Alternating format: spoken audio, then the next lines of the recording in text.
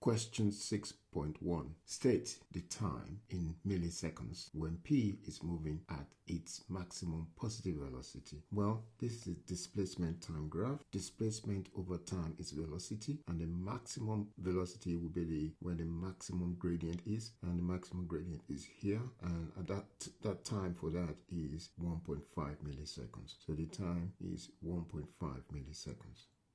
6.2. Calculate the maximum acceleration of p. Well, acceleration is minus omega squared x, and the modulus of a, which is the magnitude of a, is equal to omega squared x. That's the positive value. The maximum a will be where x is at its maximum when x equals a, the amplitude. So that means a maximum is equal to omega squared a, or omega is 2 pi f, which is 2 pi over t for period, where t is 2 milliseconds, 0 to 2 milliseconds. And so if we replace t with 2 milliseconds, 2 cancel 2, you get pi over 1 milliseconds squared. When you square that, a maximum is 4.1 times 10 to the power 4 millimeters per second squared. Don't forget that the a is the amplitude from the graph, and that is 4.2 times 10 to the power minus 3 meters. So that's where the a comes from the graph. That comes from the graph, and a maximum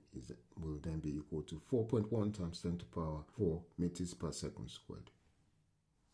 6.3. State the type of wave produced and describe the motion of the particles in this type of wave. Well, this type of wave is sound wave, and sound wave are longitudinal wave where the particle oscillate along parallel to direction of energy transferred.